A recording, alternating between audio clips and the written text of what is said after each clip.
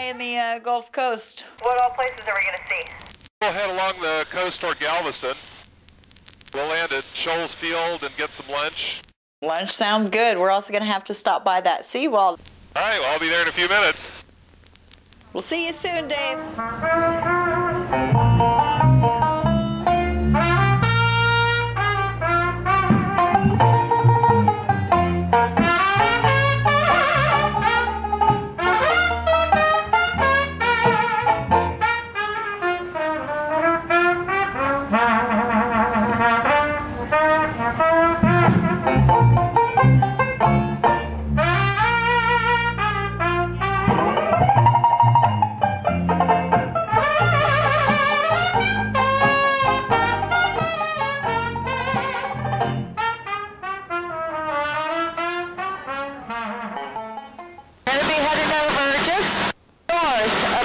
Island and headed down towards Galveston.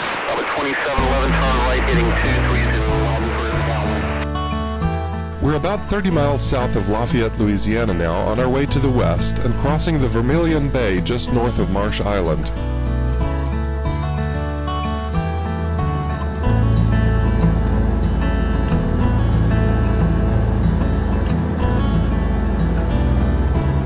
Down below you can see oil or gas wells and pipeline in the middle of the bay and connected by pipeline back to processing facilities on shore.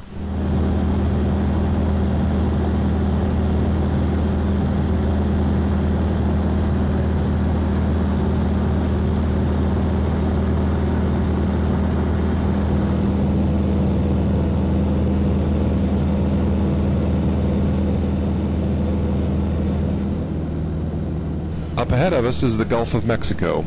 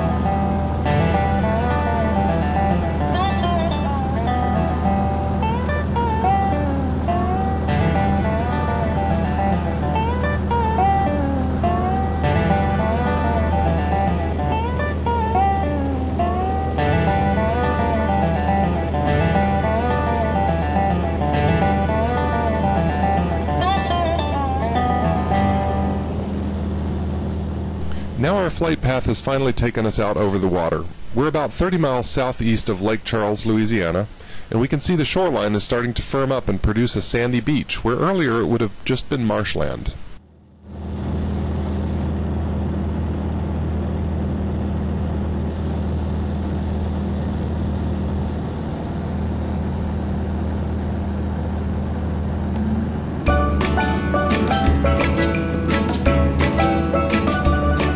Lots of shrimp boats here.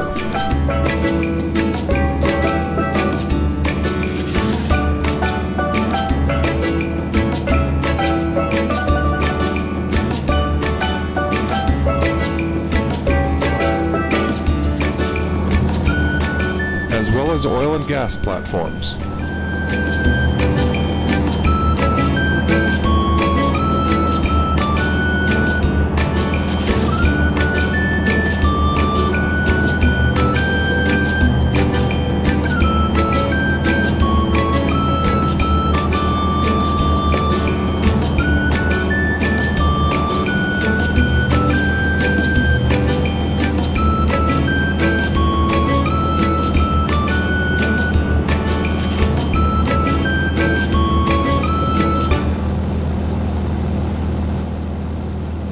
And you can see ships coming in and out of the Gulf from Sabine Pass, Port Arthur, and Beaumont.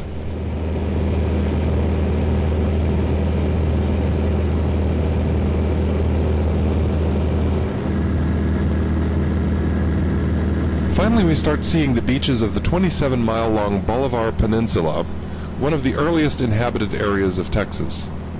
There are lots of houses built along the narrow quarter-mile to half-mile wide peninsula that used to be home to over 3,000 inhabitants.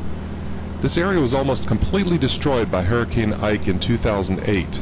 Several feet of the beach disappeared during the hurricane, making it impossible for many people to rebuild their homes even if they wanted to, because they would now be out in the Gulf.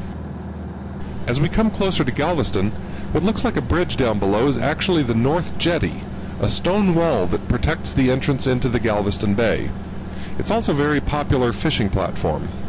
Together with a second jetty to the south, they form a protective wall around the channel, making deep-sea shipping possible for the second busiest port in the United States, the Port of Houston, only about 30 miles north of here. These two are listed in the Guinness Book of World Records as the longest jetties in the world at 35,587 feet in length.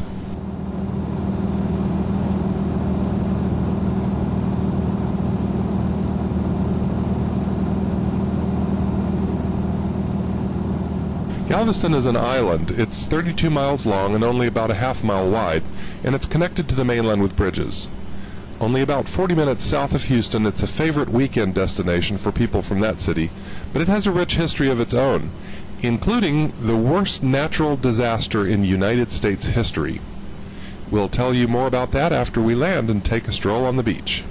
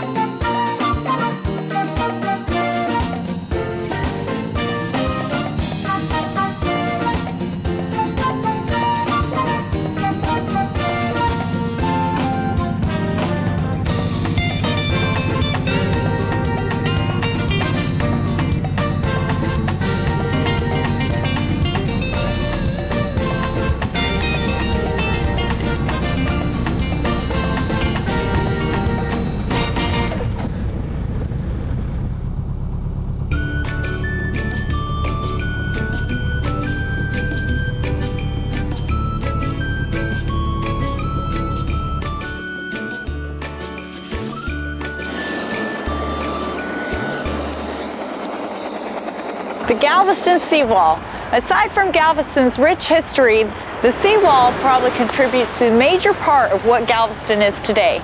Because you see, without it, well, the city literally would not exist.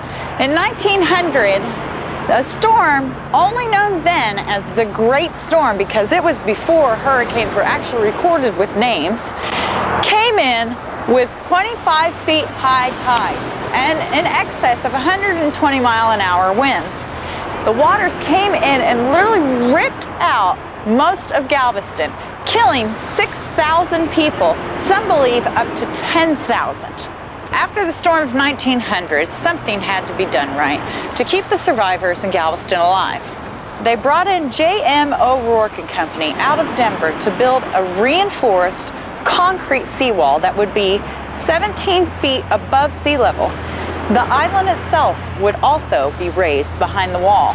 The side facing out to the Gulf is concave, so that when the waves hit, they are forced to curl upward and dissipate. Riprap is placed at the base of the seawall to help keep the foundation from being undercut. The historical Strand District is the longest row of historical steel front buildings in the U.S. Right next to one of the U.S. cruise ports, it makes it a great stop and shop before or after you take a lovely cruise.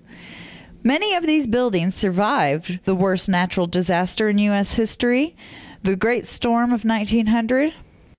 Galveston suffers a major destructive hurricane on average every 20 years.